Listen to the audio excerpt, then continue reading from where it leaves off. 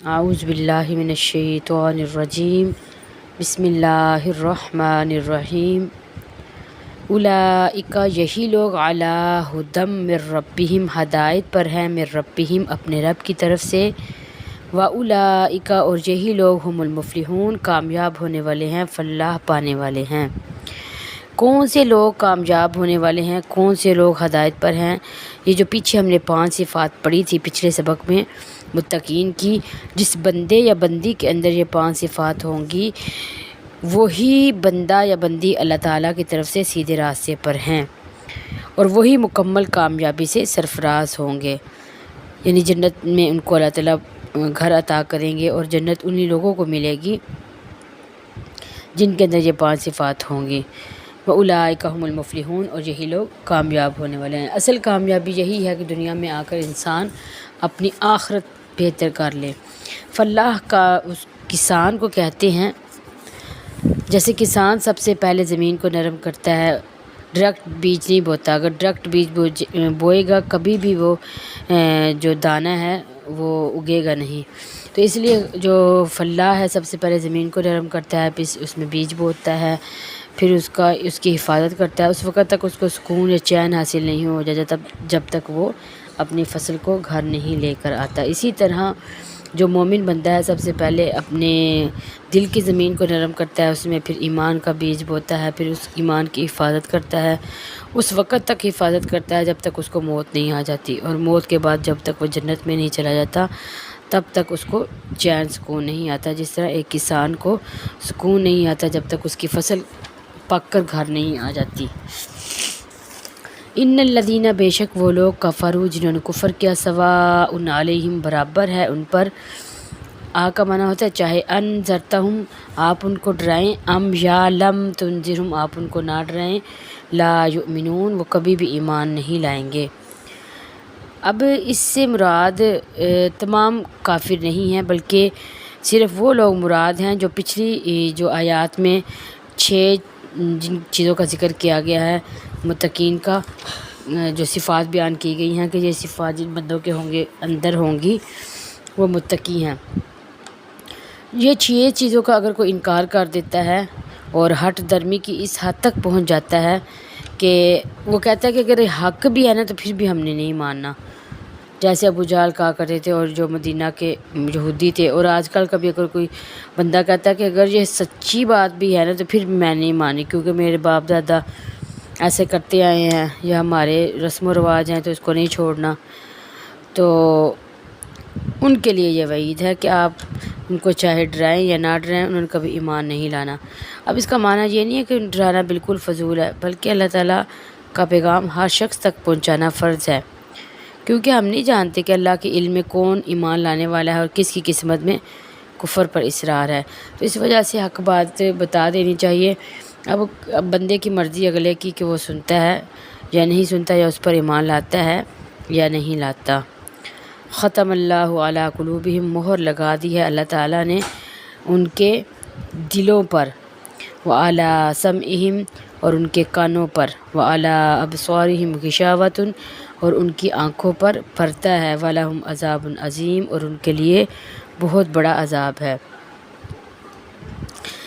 اب کفر پر اور برے اعمال کر کر کے تو ان کے جو ضمیر ہے وہ مردہ ہو چکے ہیں، وہ حق بات قبول کرنے کی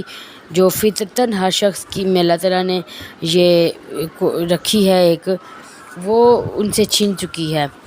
یہ مہر اگرچہ اللہ تعالیٰ نے لگائی ہے مگر اس کا باعث ان کے اپنے اعمال ہیں۔ اب اس میں یہ نہیں انسان کہہ سکتا کہ اللہ نے مہر لگائی ہے اس میں ان کا کیا قصور ہے، ان کے اعمال کی وجہ سے اللہ تعالیٰ ان کے اوپر یعنی ان کے دلوں پر مہر لگائی ہے۔ نبی کریم صلی اللہ علیہ وسلم نے فرمایا بندہ جب کوئی گناہ کرتا ہے تو اس کے دل پر ایک سیاہ نقطہ لگ جاتا ہے، پھر جب وہ باز آ جائے اور توبہ استغفار کر لے تو وہ جو نقطہ ہے وہ ختم ہو جاتا ہے، لیکن اگر وہ توبہ استغفار نہیں کرتا، دوبارہ گناہ کرتا ہے، گناہ کے اوپر گناہ کرتا جاتا ہے تو نقطہ بڑھتا جاتا ہے یہاں تک کہ اس کا دل پورا سیاہ ہو جاتا ہے۔ تو اس میں اللہ کا قصور نہیں، چونکہ یہ اللہ کا قانون ہے بنایا ہوا کہ جس چیز کو استعمال نہ کیا جائے اس کو زنگ لگ جاتا ہے، وہ ختم ہو جاتی ہے۔ تو اللہ تعالیٰ نے ہر چیز آنکھیں، کان، دل یہ سمجھنے کے لیے، دیکھنے کے لیے، سننے کے لیے دیے ہیں حق بات، لیکن وہ اس سے جتنا جانور اس سے فائدہ حاصل کرتے ہیں صرف اتنا اس سے فائدہ حاصل کرتے ہیں، تو اس وجہ سے اللہ تعالیٰ نے ان کے دلوں پر مہریں لگا دی ہیں، تو وہ دیکھ سن نہیں سکتے اور ان کے لیے بہت بڑا عذاب ہے۔ وَمِنَ النَّاسِ اور لوگوں میں سے من یقولو بعض ایسے ہیں جو کہتے ہیں آمنا باللہ ہم ایمان لائے اللہ پر، وبالیوم الآخر اور آخرت کے دن پر، وما ہم حالانکہ نہیں ہیں وہ بمؤمنین ایمان لانے والے۔ اس سے پہلے 5 آیات میں ہم نے اہل ایمان کے اوصاف پڑھے، اس کے بعد پھر 2 آیات میں کافروں کا ذکر پڑھا۔ اب آگے والی 13 آیات میں منافقین کا ذکر ہے، ان کی خصلتوں کا ذکر ہے، کیونکہ چھپا ہوا کفر زیادہ خطرناک ہوتا ہے،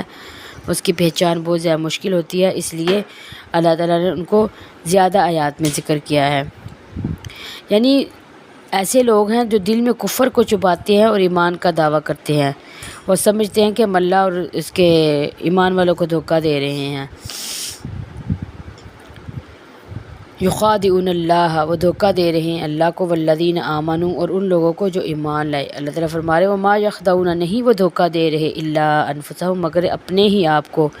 وما یشعرون، ان کو اس چیز کا شعور نہیں ہے کہ ہم کس کو دھوکہ دے رہے ہیں۔ کیونکہ وہ یہ اس سوال کا جواب ہے کہ کیسے ہو سکتا ہے کہ کوئی شخص اللہ کو اور مومنوں کو دھوکہ دے۔ فرمایا اس کی وجہ یہ ہے کہ ان کے دل ہی نفاق کے مرض میں مبتلا ہیں، جس کا انہیں خود اس حد تک یعنی خود فریبی میں اس حد تک پہنچ چکے ہیں کہ ان کو یہ نہیں پتہ کہ ہم کس کو دھوکہ دے رہے ہیں، اللہ تعالیٰ کو دے رہے ہیں یا اپنے آپ کو دے رہے ہیں۔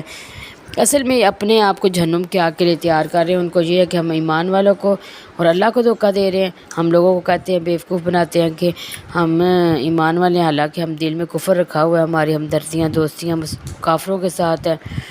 اور مسلمانوں کو ہم بیوقوف بنا رہے ہیں۔ اللہ تعالیٰ فرما رہے فی قلوبہم مرض، ان کے دلوں میں مرض ہے جس کی وجہ سے وہ اس طرح کہہ رہے ہیں، منافقت کا مرض ہے۔ فزادہم اللہ مرضا، پس بڑھا دیا اللہ تعالیٰ نے اس مرض کو، یا زیادہ کر دیا اللہ تعالیٰ نے ان کو اس کی بیماری میں۔ وَلَهُمْ عَذَابٌ عَلِيمٌ، اور ان کے لیے عذاب ہے درد دینے والا، دردناک، تکلیف دینے والا۔ آگے ریزن بھی بتا دیا کہ کلمہ گو ہیں، کلمہ پڑھنے والے ہیں، لیکن عذاب کیوں ہوگا؟ بما، اس وجہ سے کانوا یکذبون، کہ وہ جھوٹ بولا کرتے تھے۔ یعنی جھوٹ بولنا اتنا کبیرہ گناہ ہے کہ اس کی وجہ سے دردناک عذاب ہوگا جہنم کا۔ تو اس وجہ سے جھوٹ سے ہمیں بچنا چاہیے، تمام برائیوں کی جو جڑ ہے وہ جھوٹ ہے، اور منافق کی سب سے جو بڑی علامت ہے وہ بھی جھوٹ ہے۔ اللہ تعالیٰ ہم سب کو صحیح معنوں میں قرآن پاک پر عمل کرنے والا بنا دے، اور منافق کی جتنی بھی علامتیں ہیں اللہ تعالیٰ ان سب سے ہمیں محفوظ فرمائے۔ السلام علیکم ورحمۃ اللہ وبرکاتہ۔